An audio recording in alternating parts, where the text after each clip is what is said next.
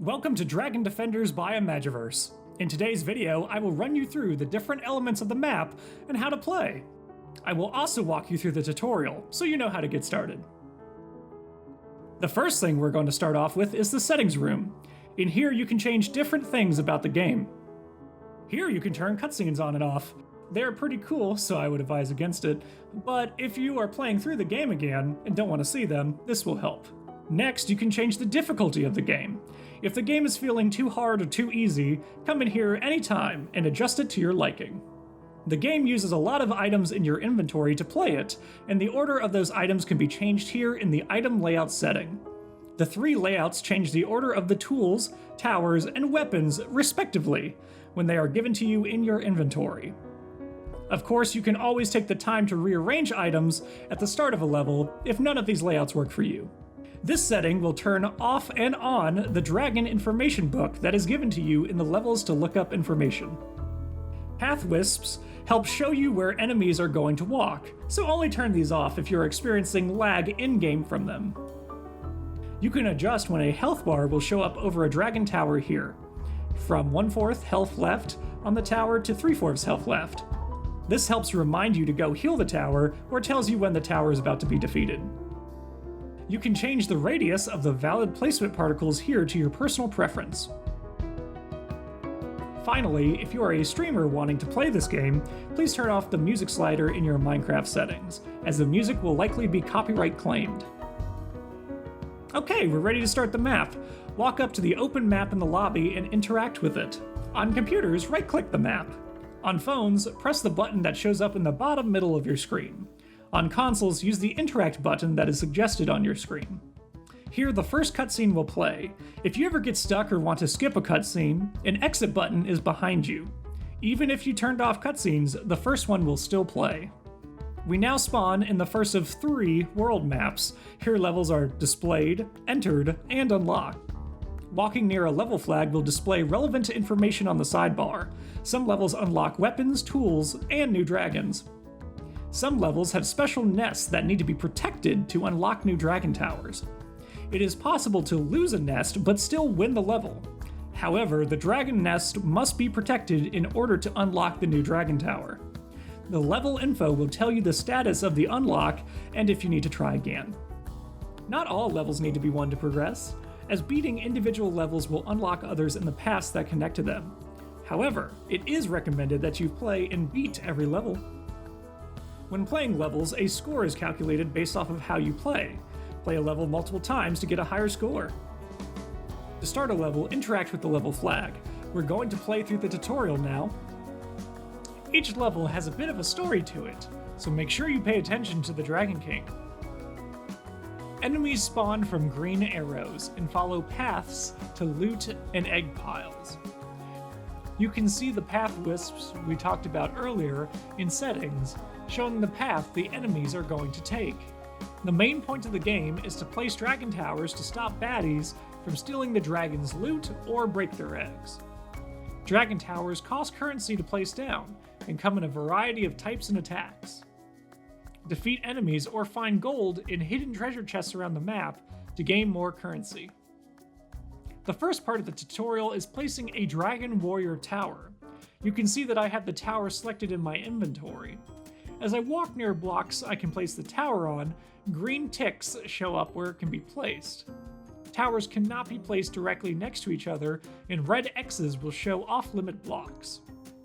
To use the item, look at the block under the green checkmark and use the item on it like you would a spawn egg on your device.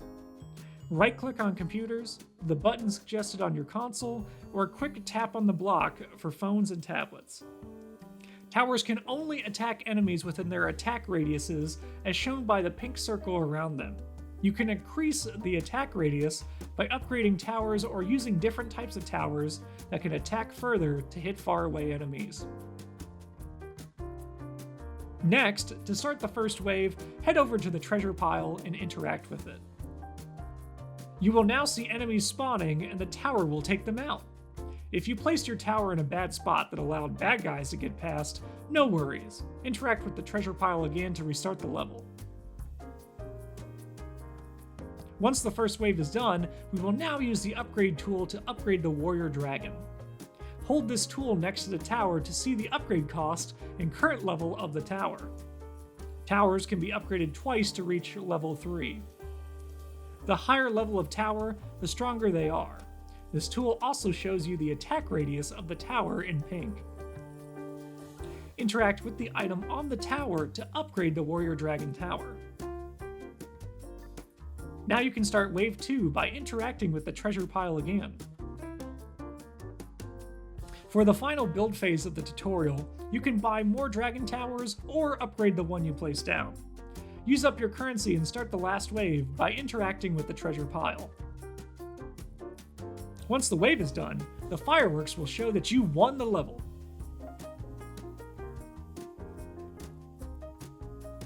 You can leave the level with the magical map at any time by interacting with it. Now that the level is won, let's head back to the main world. Back in the world map, you can see the level flag has changed to a dragon, and the dragon egg is unlocked from us beating it. The next level is unlocked, and you can interact with it to play it. Beating levels will continue to unlock more levels, and your adventure can begin. However, we're going to go back to the Dragon Hall by interacting with the crystal in the world. The Dragon Gallery is now open. In here you can see detailed information on dragon towers, enemies that you have come across, and how to use tools, including the ones you can unlock. And look at all those unknown bosses. It looks like you have a big adventure ahead of you. In the tutorial, we covered the upgrade tool, but now let's quickly look at the heal and sell tool.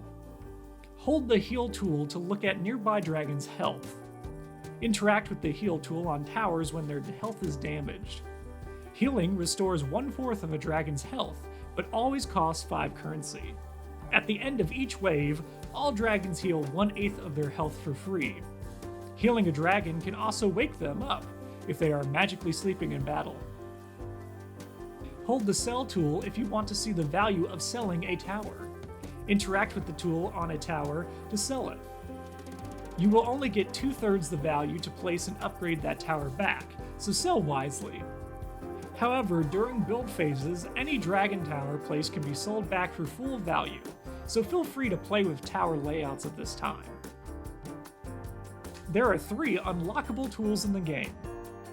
Starting with the boulder attack, hold the item over the block you want to drop a boulder on and interact with it the same way you would place a tower down. This attack will cost 10 currency. Enemies under the boulder will take damage, while enemies behind it must break it before they can start moving forward again. You can use boulders to block paths that splits, forcing enemies to go the other way. Boulders are great for slowing down most enemies, but can be destroyed easily by stronger enemies. Take note that flying enemies are not stopped by boulders. Next, the sky attack summons a dragon to do heavy damage to the enemies within its attack radius. It costs 10 currency, and they are great for tough enemies. However, it has a 10-second cooldown, so use it wisely. Finally, you can unlock a handheld weapon to use on enemies whenever you see fit. This weapon can be upgraded by unlocking levels. However, it usually has low durability, so use it only when necessary. As you unlock new dragon towers and encounter new enemies, it's important to understand that enemies come in many different types. An enemy's type can make a big difference on how effective your dragon towers are. When a dragon tower is strong against an enemy, it deals 1.5 times the usual damage, while a dragon tower that is weak against the enemy will deal half the usual damage. Some enemies are even immune to specific dragon towers or special effects. There are 4 different types of enemy: armored enemies, such as knights; wooden enemies, such as carts and boats; flying enemies, like griffin riders; and magical enemies, such as wizards. Some enemies might not have any type, while others might have 1 or even 2 types, where their weaknesses and resistances cancel out. You can see what type an enemy is by looking up its information in the gallery. Let's run through what each of the enemy types, weaknesses, and resistances are, and see what dragon towers will or won't work well against them. Armored enemies resist the warrior dragons, but are weak to a thunderbolt dragon's lightning. Wooden enemies are weak to the fire, earth, and volcano dragons. They resist both the ice and thunderbolt dragons, and are also immune to being slow or stunned. Flying enemies are weak to ice, sandstorm, and thunderbolt dragons. They resist the warrior dragon's hits and are immune to earthquake dragon's attacks. They even fly over boulders. But you knew that. Lastly, magical enemies are weak to warrior and fairy dragons. They resist fire, volcano, and thunderbolt dragons, and are also immune to being stunned. Keep these strengths and weaknesses in mind when choosing what dragon towers to place. There's no simple strategy that will work in every level you play. If you're struggling on a level, or want to earn a higher score, try picking different dragon towers which are strong against the enemies you're facing. You can also read about this information in the gallery or in the Book of Dragons.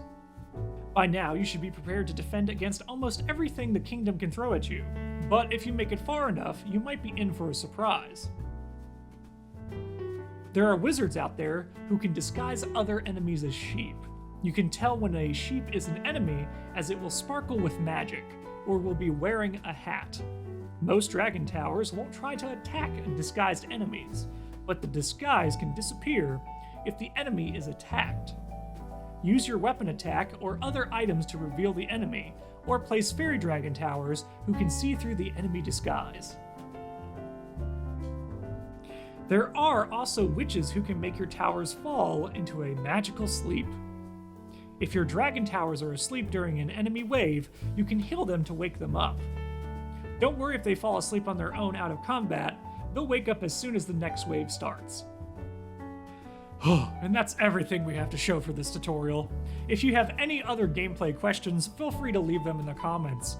If you need any help, send us an email at support@imagiverse or reach out to us on our Twitter @imagiversemc.